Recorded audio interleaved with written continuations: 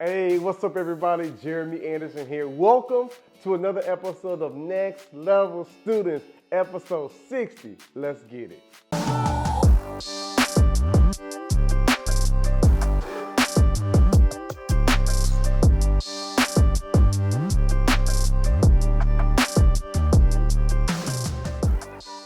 Okay, question number one. What you got? Hi, I'm Priya Dehaney, and my question is, what is one thing you're never afraid to do? Good question. All right, so one thing I'm never afraid to do is to try and to fail. You know what I'm saying? Like, I ain't scared. I ain't never scared. I will try and fail over and over again. I ain't tripping. I believe in trying new things. I believe in experimenting and doing the absolute best I can. Like, that's really what got me to where I am in life right now. I did my research, I did my studying, I locked in with people, I took their advice. But when it came time for me to do specific things, I put the work in, I make the sacrifices, and then I lock in. And if it don't work out, it's okay. I try something new. Does that make sense? I try something new, y'all. And so I don't want you all to feel like you have to be perfect every single time. You do the best you can. I meet with my team. We be running marketing and ad campaigns and marketing ad campaigns, taking out ads in magazines. We say, hey, let's give it a try. If it fails, we don't do it no more. But we'll try it. I just don't want y'all to be afraid of trying. Sometimes this world can be so uptight where everybody feel like things got to be perfect. I don't want you to focus on being perfect. You put forth the perfect effort. In order for you to put forth the perfect effort, that means that you're going to have to try and you're going to have to fail. I am not afraid of trying, and I'm not afraid of failing, and I don't want you to be afraid either. You do the absolute best you can with what you have, and you be at peace knowing that everything else is going to work out. That's the secret to my success. Now, I'm not out here just doing frivolous stuff. I'm not out here just doing reckless stuff. So don't get me wrong, right? I'm not out here being risky with it, but I am willing to ask people for advice. I am willing to seek counsel. I am willing to make the necessary adjustments to really make sure I'm doing the right move, and then I give it a try. I'm not afraid to fail. I've tried different things all the time. Sometimes they work, sometimes they don't. Now, what does that specifically mean for you? I want you to try something. I want you to try to be great. I want you to try to be great. I want you to put your work in. I want you to put that work in every single day. Do the absolute best that you can do to be as amazing and as powerful as possible. I want you to focus on you being great. I want you to be able to step out every single day, do the absolute best you can. I know we in a pandemic. I know we in quarantine. Most of you are virtually learning. Like, I get that, but I don't want you to be afraid of trying new things. Right? That's the beauty of life. You try it. If it works out, cool. If it doesn't, it doesn't. And if you look at all the greats, they're always trying new things. They're always being willing to make adjustments. They're all making some tweaks here or there throughout their life. I want that to be something that you all hold dear to you. So I'm not afraid to try. I'm not afraid to fail. And I believe that that is what has helped me excel. Ooh, that kind of rhymes. Hey, look. I'm not afraid to try. I'm not afraid to fail. And I believe that can help me excel. You know what I'm saying? You know what I'm saying? Anyway, look, question number 2. Y'all silly. Let's get it. Hi, Jeremy Anderson. Two questions I have for you are, what influenced you to start talking to kids about how you help them and everything? And another question is, how do you have the confidence, like how do you have that big boost in yourself to tell everybody how your past was? Because some people like are really shy about their past and really can't talk about it. So I'm just wondering how you can, like, what gives you that big boost, and how you are able to influence kids. Yeah, that's great. So this is what I'll say. Thank you for that question. I'll say this to answer your first question. Like, what made me want to do this work? Students like you, this young, vibrant, you know what I'm saying, ready for that next level. Like, I do what I do for you. I could have went in any other career field and just did something else. But the work that I do makes an impact. Now, that's my purpose, my why. My why is students like you. My why is there was a time when I was getting failing in school, when I was getting kicked out, when I was failing, when I made mistakes over and over again.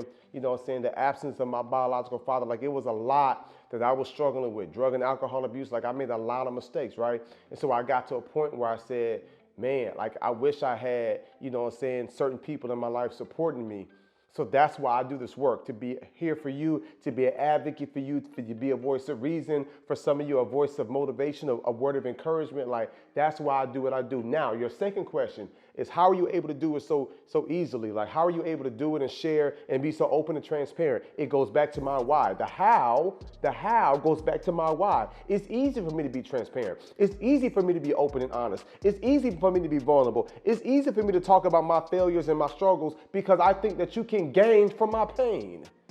One more time, I want you to gain from my pain. So I struggled a lot in school. I made a bunch of mistakes. I'm going to tell you what not to do, and I'm going to tell you what to do so your dreams can come true. I'm on the road, y'all. I'm going to tell you what not to do and what to do so your dreams can come true. Because I'm living my dreams now. I'm living in my dream home. I've got my dream family. I've been able to travel all over the world to make an impact. Like, I'm living it. I want you to live it too. So it's easy for me to share my story. It's easy for me to talk about my failures. I'm not embarrassed. I ain't afraid of that. What was the previous question? In the previous question, homegirl asked, like, hey, you know what I'm saying? Like, what are you afraid of? Like, I'm not afraid of nothing. And I'm definitely not afraid of telling a story or testifying or letting people know where I was and where I've come from. Ain't no fear here. You know what I'm saying? The only thing I fear is not being able to live in my purpose. The only thing I fear is being average. The only thing I fear is being stagnant. And I control that. What does this mean for you? I want you every single day to wake up and put the work in. You do whatever sacrifices you do, whatever you got to do. You find your why. One thing my mentor told me years ago, he said, Jeremy, what's your why? Find your why and hold on to it. What's your why? Is it your future family? Is it your current family? Is it your mom and dad, your grandma, your nana, your uncle, your guardian? Like, what's your why now? Like, is it your teacher that's in your corner? Like, who is the why that fuels you to do what you do? Like, you gotta have something that is challenging you. You gotta have something that's pushing you to greatness. You gotta have something that's telling you to study. You gotta have something that makes you wanna wake up in the morning, that makes you wanna wash the dishes after you eat, that makes you wanna take out the trash. You gotta have something within you that makes you wanna clean your room, that makes you wanna make your mom and dad proud. Like, what's your why? Like, why are you doing what you do every day? Are you going to school? Are you logging in on Zoom just because you have to? That's probably why some of y'all don't be cutting the camera on. That's probably why some of y'all don't be putting your stuff on mute. You don't have a why. What is your why? And that's what I want you all to focus on. So for me, I realized, like, man, I got people out here that need me. So I'm going to step up and answer the call that's on my life. But at the same time, if that means that I have to be vulnerable, I have to be honest, I have to be transparent, so be it, because it's not about me. I want you, again, to gain from my pain. I want you to learn from my story, learn what not to do and what to do so your dreams can come true. All right, question number 3. Let's get it. Hi Jeremy, my name is Jose Romo and I'm from West Point High School. I'm thankful for what you have done to my community. You brought positivity and change here in Arizona. I just have a question for you. What did you do in 2020 that helped you physically and mentally to get through it? Yeah, that's a good question. So what I did in 2020 to help me physically and mentally get through it, watch this. It's the same thing I did in 2019, the same thing I did in 2018, the same thing I did in 2017 and before that, which is to shift my perspective. You know, you've heard what they say, right? There are things that you can't control, but you can control your response. You can't control your reaction to it. You can't control how you respond to it. Like, you can't control what happens to you, but you can control your response. You know what I'm saying? You can control your reaction to it. So for me, years ago, I had been practicing this discipline of controlling my thoughts. So I began to look at the glass as half full as opposed to half empty. And I had somebody one time say, well, Jeremy, what if your glass is completely empty? I'm like, well, then I began to acknowledge the fact that I even have a glass. I began to be grateful that I got a glass in the first place. That's what helped me mentally, physically, whatever I was going through in 2020, because 2020 rocked everybody. Like, 2020 was rough for a lot of people across the globe as we dealt with this global pandemic. But for me, it helped me shift my perspective as I just found things to be grateful for. As opposed to focusing on what wasn't working out, who wasn't in my life, where I couldn't go, what I couldn't do, I realized, like, man, I'm spoiled. Like, at least let me just speak to those of us in America, because I know it's students in classrooms that watch this all over the globe. But I realized, like, man, here in America, we spoiled. It's people in different countries that didn't have the luxury. So now we complaining and we griping and we depressed and we don't know what we're going to do because we can't go to the mall, because we can't go to a park. Come on, y'all. Like, we got to be stronger than that. I get it. things are rough. You miss your friends, you miss your family. You know what I'm saying? Like, it happens. Like, we moved into our new home. I wasn't able to have a housewarming party. For a second, I was going to be complaining. But I said, man, the fact that I even have a house that we built, does this make sense? Like, I have to be grateful for the things that I do have. So what helped me physically, what helped me mentally, what helped me emotionally was for me to say, you know what, let me not focus on what I don't have or what's not working out. Let me be grateful for what I do have. So even if I caught the flu, you know what I would tell myself? At least I don't have that Rona.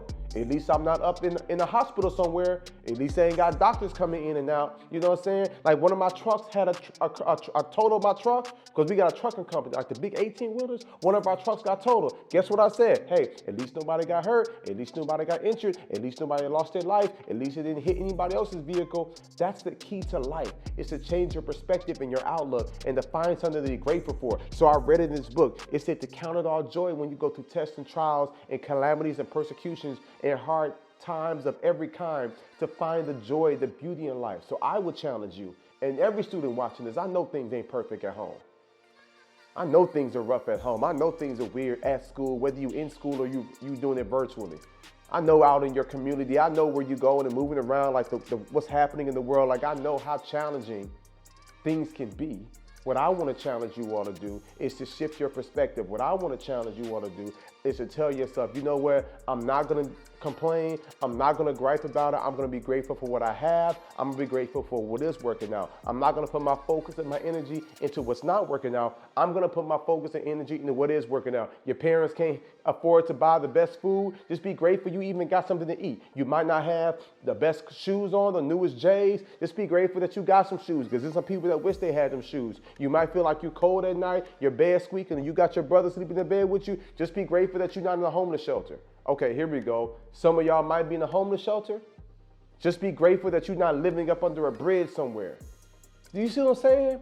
Like, it's levels to this thing. And so what I want to challenge you all to do is to be next level students, is to have a shift in your mindset and say, you know what, let me be cautious. Let me not be so quick to complain. Let me not be so quick to gripe about what's not working out. And let me put my focus, let me put my thoughts, and let me put my attention into what is working out. That's what next level living is all about. And that's what being next level students is all about. All right, so I want y'all to really hold on to that. Think about the things that we talked about in this week's episode, right? They asked me off the top, Jeremy, what's one thing that you're not afraid of? I'm not afraid to fail. I'm not afraid to try new things. Jeremy, what gives you your inspiration? Opportunities like this, students like you that I know is hurting, that's on the other end of this iPhone or this tablet or this computer. Like, you are my why. And I want to let y'all know that I get it. I know how challenging and I know how hard life can be at times. But what you cannot do is quit. You can't give up. With life, you'll wrestle, because I believe you're a hardworking and a resilient vessel. So you show up every single day, you put that work in, you change your perspective, and you'll change your life. Join me next week for episode 61 of Next Level Students. God bless. Let's get it. Hey, I hope you all enjoyed today's episode, and I wanted to share two quick things with you before you get back to class. For one, I want more videos from students just like you. So with your parents' approval, your school's approval, email those questions to me directly from your phone to info@jeremyanderson.org. It's right there on the screen, info@jeremyanderson.org. Send me your questions, and you could be the next student that we feature in our video series. Also, to every teacher, counselor, and administrator watching this video, we've released our all-new updated Next Level Students character curriculum. We've got a K-12 social and emotional learning curriculum that focuses on the whole child, that is sure to be a game changer for your school. So visit nextlevelstudents.org and find out more information about our curriculum, and we're here to help take your school to the next level.